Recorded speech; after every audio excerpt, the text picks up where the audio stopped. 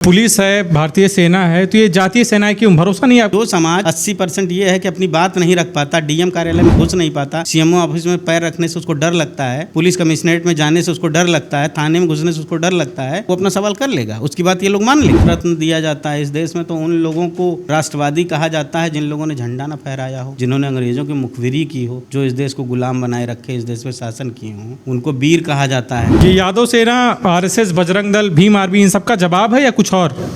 अब यादव सेना नाम दे देने से ये मतलब नहीं कि हम किसी का हक अधिकार लूटने जा रहे हैं या हम कहीं बॉर्डर पर लड़ने जा रहे हैं।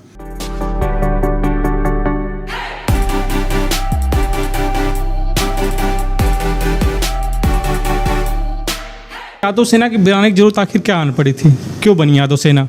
देखिए, यादव सेना कोई किसी बॉर्डर पे लड़ने नहीं जा रही है।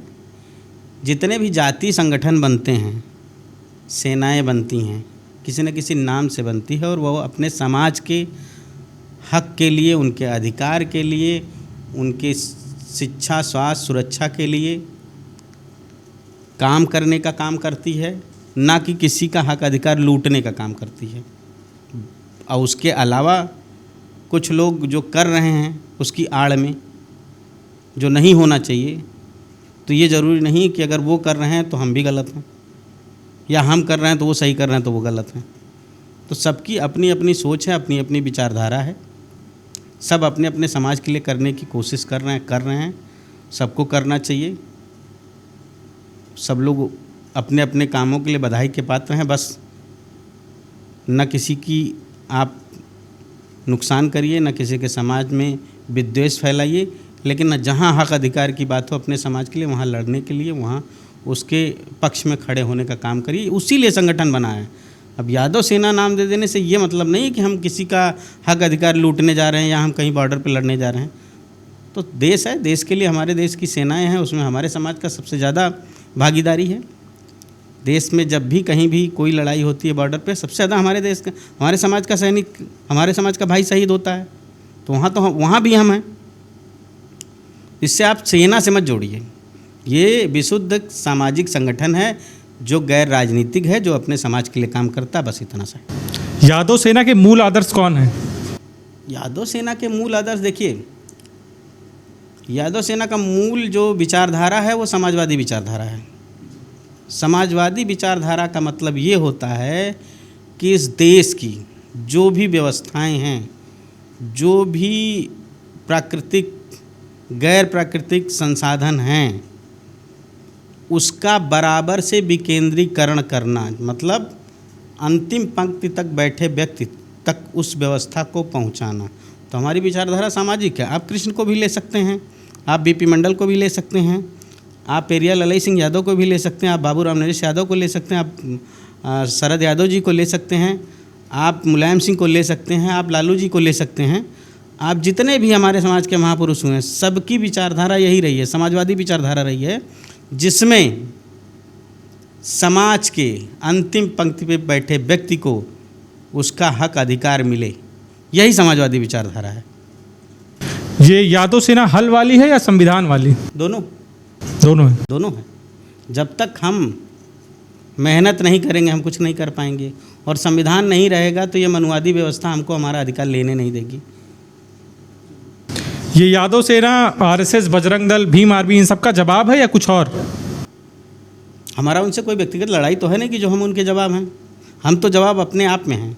हम अपने समाज के लिए जवाब, हम उनके लिए क्यों जवाब बनेंगे भाई? हम अगर अपने समाज का संगठन बनाए हैं, हम अपने समाज के लिए काम करने की बात कर रहे हैं, तो हमारी जवाबदेही तो हमारे समाज के प्रति होनी चाहिए। हमारी जवाबदेही हमारे स्वयं के प्रति होनी चाहिए कि हम कितनी ईमानदारी से काम कर रहे हैं। हम ईमानदारी से काम कर रहे हैं या समाज को दिखा के हम रील बना रहे हैं, उसमें अंतर होता है। तो हम जवाबदेह अपने प्रति हैं। हमारा संगठन जवाब अपने समाज के प्रति है, ना कि किसी भीम आर्मी, बजरंग दल, आरएसएस। हम वो विचारधारा बिल्कुल नहीं रखना चाहते। हम सीधी सी विचारधारा रखना चाहते। जो हम हैं वो दिखेंगे, जो हमारा समाज है, जो हमारे समाज की लड़ाई है, जो मैक्सिमम का मेरा समाज की लड़ाई है, वही लड़ाई हमारी है। तो ये हम किसी से तुलना नहीं करना चाहते। ना हम छदम राष्ट्रवाद दिखा के एक विशेष वर्ग की व्यवस्था को मजबूत करना चाह रहे हैं। हम चाहते हैं हमारे जैसे जितने लोग हैं, हमारी विचारधारा के जितने लोग हैं, जितने भी कमेरा समाज के लोग हैं, हमारी समस्या उनकी समस्या सेम है, हमारी लड़ाई भी सेम है। तो हमको मिल के लड़ना चाहिए। हम अपने समाज के साथ साथ उस पूरे कमेरा समाज, उस पूरे चरवाहा समाज, सेफर्ड समाज की लड़ाई शुरू से लड़ते आ रहे हैं, आगे भी लड़ते रहेंगे और इसको निरंतर जारी रखेंगे। ये जातीय सेनाएं की आप बात करते हैं, आप पीड़ितों की आवाज़ उठा रहे हैं, तो पीड़ित तो कोई भी हो सकता है, किसी जाति का हो सकता है। हो सकता है। आप ये जान लीजिए कि आपने जाति यादव सेना का नाम लेके ये कह दिया कि जाति सेना क्यों, या इसकी लड़ाई क्या है क्या नहीं है। मैंने पहले ही कह दिया कि हमारी विचारधारा समाजवादी है।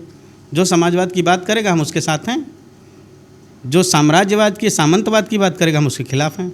उसको वो हमें अपना दुश्मन मान ले या जो भी समझ ले, वो ये उसकी प्रॉब्लम, वो हमारी प्रॉब्लम नहीं है।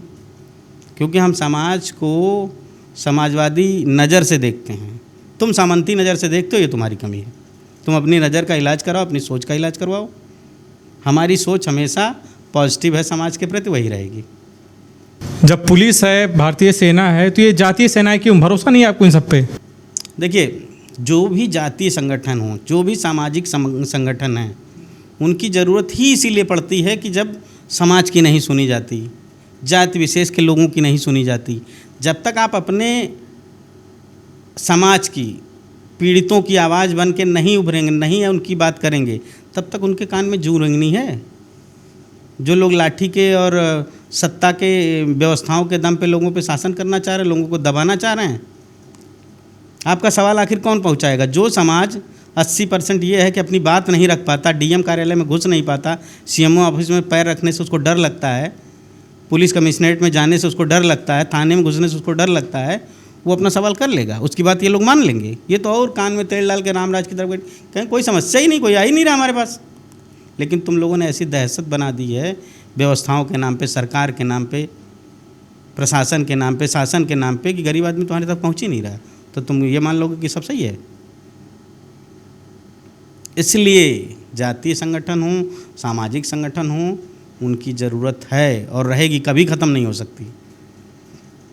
आप बजरंग दल और आरएसएस को बैन करने की मांग करते हैं, सोशल मीडिया पे देखा है, तो ये यादव सेना क्यों नहीं?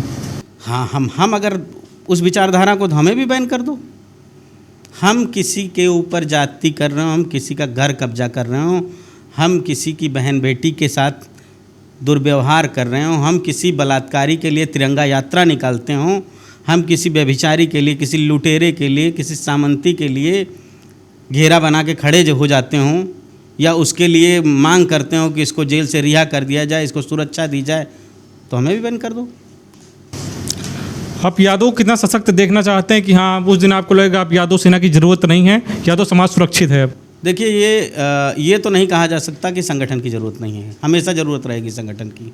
क्योंकि समाज ऐसा है ना, जब समाज में सब कुछ मिल जाता है तो सुस्त पड़ जाता है, उसको लगता है अब तो एकदम सब कुछ ऐसे ही चलेगा। लेकिन पता चलता है कि 10-5 साल बाद फिर चीज़ें बिगड़ने लगती हैं। नहीं तो 70-80 के दशक में जो लड़ाइयाँ हमारे समाज के महापुरुषों ने लड़ी सामंतवाद के खिलाफ,